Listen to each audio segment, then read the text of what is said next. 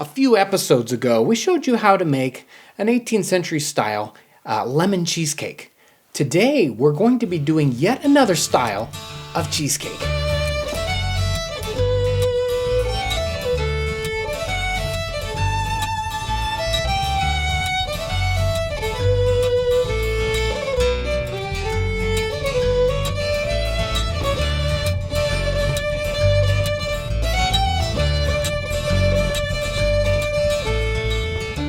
Today in the United States, when we say cheesecake, everyone thinks of a cream cheese style cheesecake made famous by Lindy's restaurant in the mid-20th century.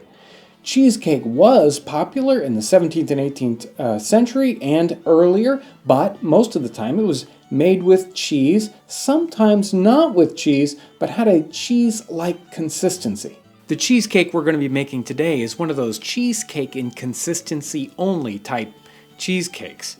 Now the first ingredient we need today, potatoes. Yeah, I threw you off with that one, didn't I? What we're going to do is peel and chop 1/2 pound of potatoes. We're going to toss them into some boiling water and boil them until they're tender. We need to prepare the other ingredients. We need 3 eggs plus 3 egg yolks. We also need to have some butter melted. You'll need about 8 ounces or 1/2 pound of butter. Our butter is melted, but it's not so hot that it's going to cook our eggs. So we're going to go ahead and pour the butter in and whisk it up with our eggs.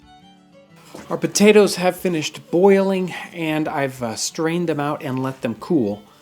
And now I'm just going to mash them up with a spoon here. You want to make sure to take the time to get these potatoes mashed up very nice and finely, very smooth, because we're looking for a very smooth consistency. Now that we've got our potatoes all mashed up, we can put them in with our eggs and butter. Let's see if we can get this whisked into a nice smooth consistency. Our last 2 ingredients here, sugar. We need about 2 tablespoons or so for this size. That looks about right. And we're going to need some nutmeg. About 1/2 or maybe 1/4 of a nutmeg, grated.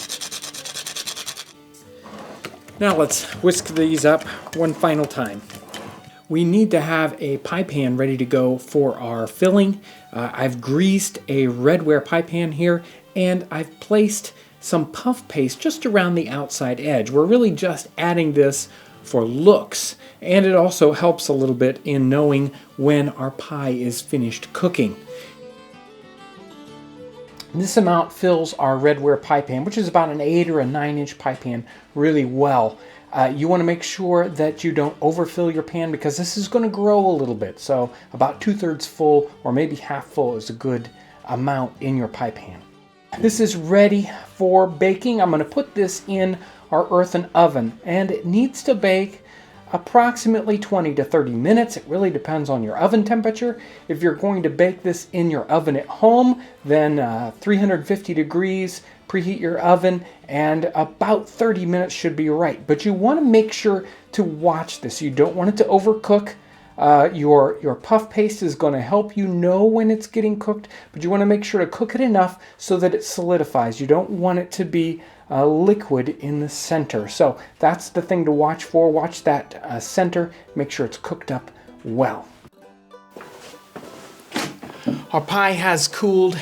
Now is the real test. What's it taste like?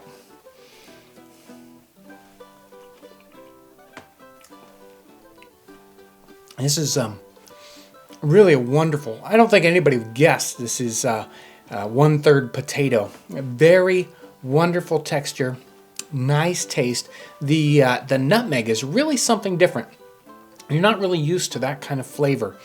It's really, really great. And this is very simple. I mean, just a couple ingredients. Very easy to make. You can bake this right there in the camp in a Dutch oven or in your kitchen at home. Really a wonderful little dish. All the things you've seen here today, all the cooking implements, all the clothing, all these things are available on our website or in our print catalog. You can follow us on Facebook. Make sure to subscribe to our YouTube channel. We also have a cooking blog just for 18th century cooking called savoringthepast.net. And we have an 18th century picture blog called siftingthepast.com. I want to thank you for joining us today as we savor the flavors and the aromas of the 18th century. Time for another piece. I love this.